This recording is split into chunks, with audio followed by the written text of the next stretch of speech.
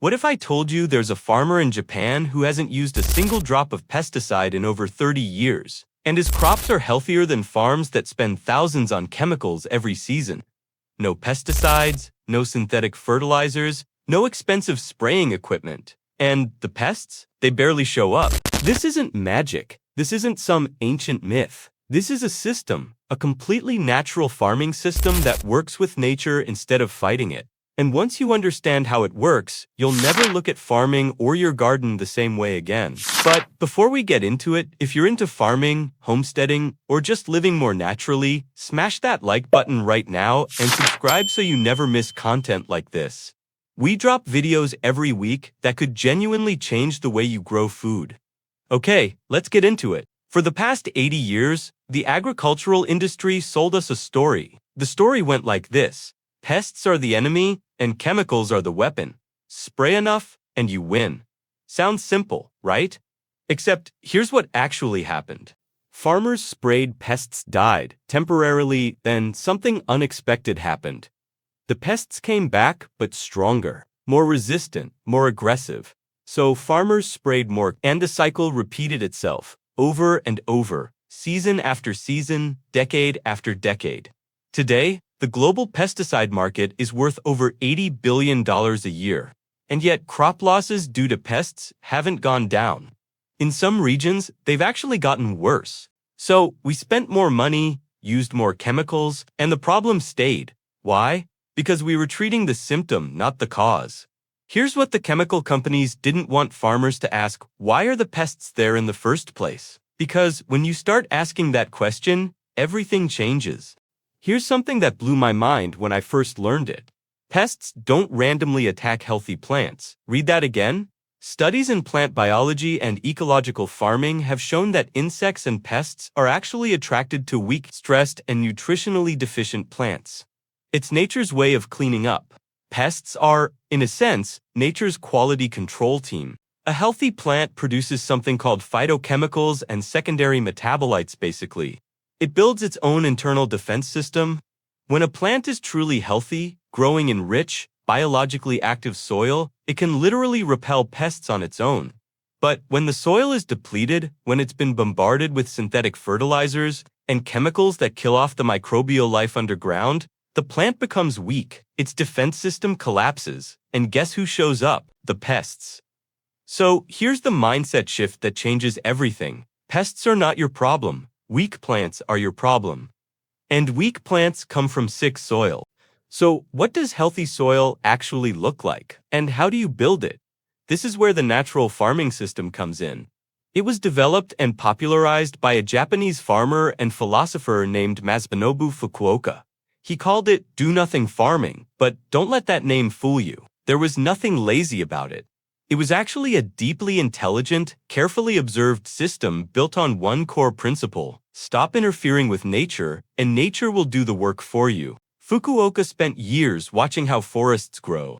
No one fertilizes a forest, no one sprays a forest. And yet, a forest is one of the most productive, resilient, pest-resistant ecosystems on the planet.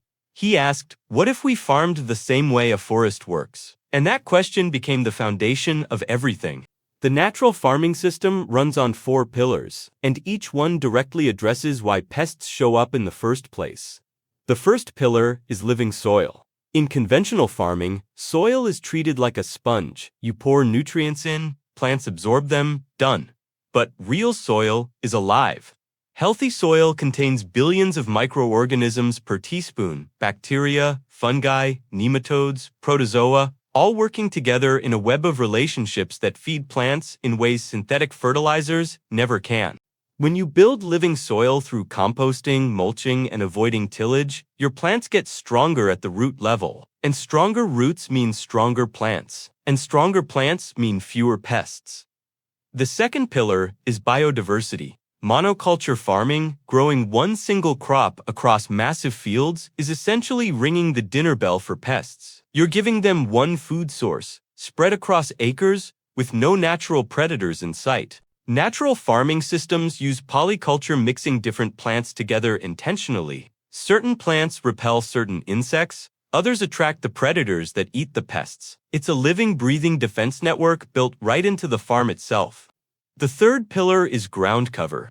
In nature, bare soil almost never exists. It's always covered by leaves, grass, decaying matter.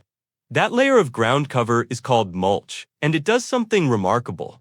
It regulates soil temperature, retains moisture, feeds the soil organisms, and creates habitat for beneficial insects that prey on pests. When you leave your soil bare, you stress it, and stressed soil grows stressed plants, and stressed plants attract pests. Keep the ground covered, and you change the entire equation. The fourth pillar is no unnecessary intervention. Every time you till, spray, or disrupt the soil unnecessarily, you're resetting the biological clock underground. You're killing the fungi networks, disrupting the microbial colonies, and starting from zero again. Natural farming asks you to intervene as little as possible, observe more, react less, and trust that a balanced system will regulate itself. Now I know what some of you are thinking.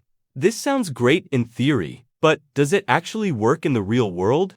Let me give you a few examples. In South Korea, a natural farming movement called Korean Natural Farming, or KNF, has been practiced for decades.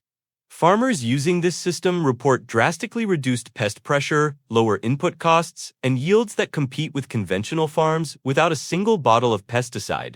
In Cuba, after the Soviet Union collapsed in the early 1990s, the country lost access to most of its pesticides and synthetic fertilizers almost overnight. Facing a food crisis, Cuban farmers were forced to pivot to organic and natural farming methods. Within a few years, not only did they recover, they built one of the most sophisticated urban and natural farming systems in the world. Pest pressure was managed through biodiversity, beneficial insects, and companion planting. And it worked in India. The zero-budget natural farming movement led by agriculturalist Subhash Palekar transformed the lives of hundreds of thousands of farmers who were drowning in debt from buying pesticides and fertilizers. By switching to natural inputs, many made from cow dung, urine, and local plant material. These farmers cut their costs to nearly zero while maintaining and in many cases improving their yields. So, how do you actually start applying this on your own land, whether it's a small backyard garden or a full farm? Start with your soil. Get it tested, understand what's missing. Then begin building it back with compost, worm castings, and organic mulch. Stop tilling if you can. Let the soil life recover. Then look at what you're growing and where. Start introducing companion plants. Basil next to tomatoes, marigolds around the border, nasturtiums as a trap crop to draw aphids away from your main plants. These combinations aren't random. They've been tested and observed over generations.